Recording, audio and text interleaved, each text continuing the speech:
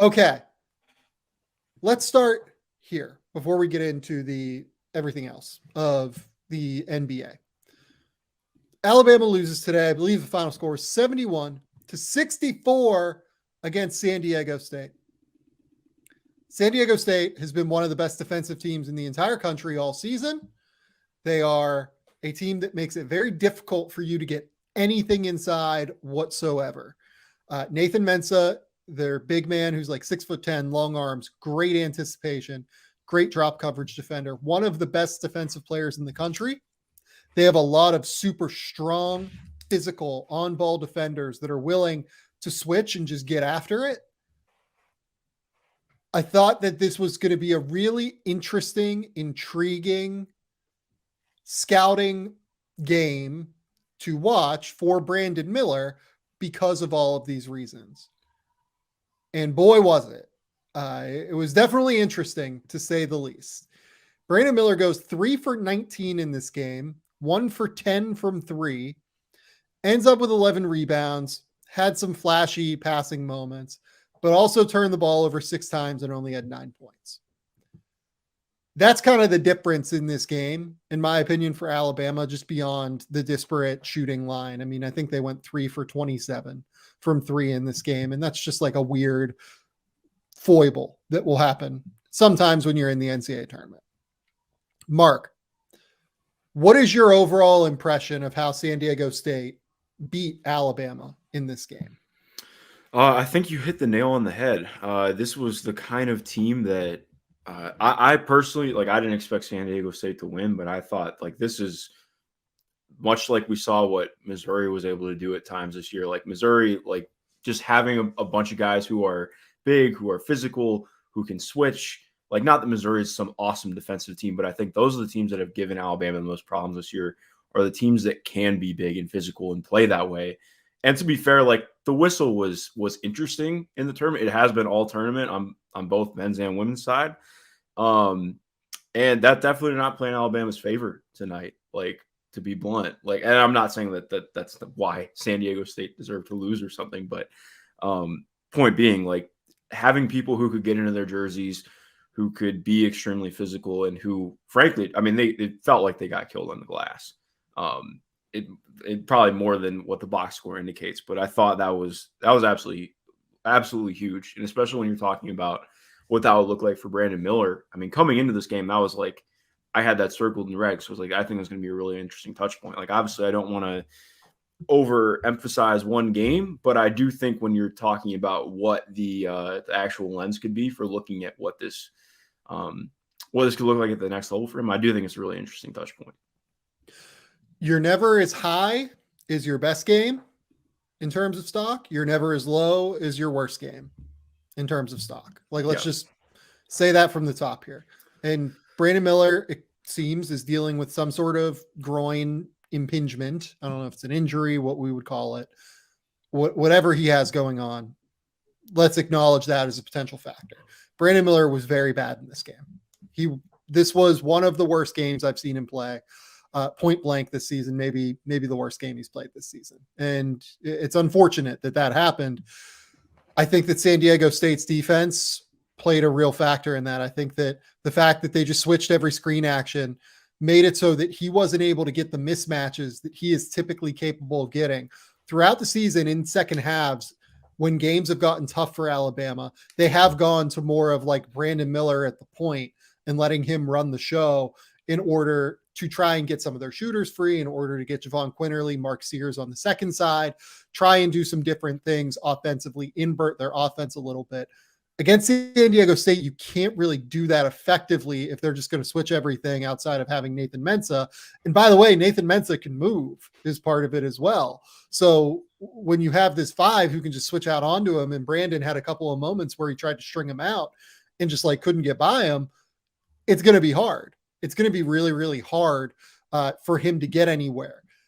The thing about this game that is different than anything Brandon Miller will see in the NBA is that San Diego State really packs the paint, and no team can pack the paint like that in the NBA with the level of shooting, spacing out there, and just with the geometry of the court. Geometry of the court is way wider in the NBA. 23.9 3-point line versus 20.6 in college, 21, something like that. Can't remember off the top of my head. But the court is wider. The driving lanes are wider in the NBA. There is a real chance for Brandon Miller. There is a real excuse, I guess I would say, for Brandon Miller to point to this and say, this is just not like anything I'm ever going to see in the NBA. It's not worth exaggerating over it. I think there's a lot to that. I also think that a lot of what we saw tonight was Brandon being unable to get any sort of separation. And then once that happened, it felt like, to me at least, that some of his processing and some of his process in general in the way that he was attacking and sequencing things really fell by the wayside. And you saw the turnovers start to be a problem. You saw some really wild passes, some wild ball handling decisions. That, I think, is what worries me about this game more than anything else, is almost the process, as opposed to like Brandon going 1 for 10 from 3 in this game. Yeah, I think that's all really fair. And I think maybe the reason, not saying that you're overreacting, but I think maybe the reason I'm not having as staunch of a reaction to it is just because I don't have any kind of expectation for him to be a primary in the NBA. Like, I've been pretty out on that all year, even with the improvements. I think I don't want to say that I'm fully out on that ever happening. Like, I think, you always want to be open to the highest possible outcomes, but I think I can't remember who said this during the game, but basically just mentioned like his reads are getting extremely predictable. And I think that played out a ton today. Exactly like you're mentioning, okay, 2 to the ball, I'm going to hit the roller or try and find skip. And it felt like the way that he had a couple of nice passes in the game, but exactly like you're mentioning, those were all early. And then as the game started to wear on, it really felt like San Diego State keyed into what he was trying to do, what he was trying to hit, what his reads were looking like. And granted, he's kind of early in that process of becoming an on-ball guy who can do this kind of stuff, all the way stretched out, running ball screens at this level. But it's you can't just ignore that it still looked what it looked like. It was like I said, I think it's the worst that I've seen him play in quite a while. And, look, I wrote a thing last week basically explaining how the Scoot Henderson versus Brandon Miller debate is genuinely a thing now in NBA front offices. They are discussing this at a real level. Is, Brandon the guy that we would take it to? Is Scoot the guy that we would take it to? I've been pretty clear. I would take Scoot. I just trust Scoot's explosiveness, his ability as a high-level on-ball creator who can pass, who can process the game, who is going to collapse the paint every single time he touches it. I will hopefully trust my developmental staff, if I was working with a team, to fix the shooting. With Brandon, it's all about the fact that he's 6'9", has a long way to go. Will continue to grow into his frame. Will get stronger. Will be a lot harder to stop once he gets that lower body strength and core strength that I think San Diego State took advantage of throughout the game today. I would still just take Scoot and take the guy that I think is straight up a primary. I think he's one of the best guards I've evaluated. I feel good with that.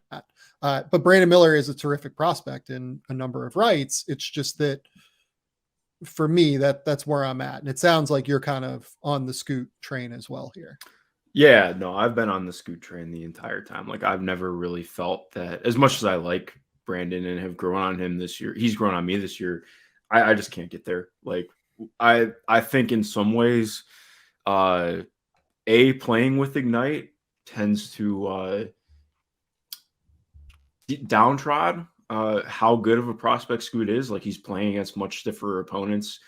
When you can consider what his competition is, he has worse teammates, just on a per player basis. And he's being asked to do a lot more and in different ways. And so I think you look at, he hit his real height when they played Wemby, and he had those games. And I think people saw oh, wow, okay, this is tangible. I can see this. That's obviously before college is kicking off. And it feels like nobody who is talking has watched Scoot play in months. And part of that is his injury, but I think that just feeds into the cycle. Mark, I'll tell you this, man, NBA teams do watch him. And like, I have talked to high level decision makers in the NBA who are like, this is a thing. Like we will consider Brandon ahead of Scoot. I talked to a couple that had Brandon. They like, look, we would lean Brandon right now, 3 months out from the draft. You never know what the process is going to look like. Information, background, et cetera, right? Making no decisions 3 months before the draft because you have to make them before the draft.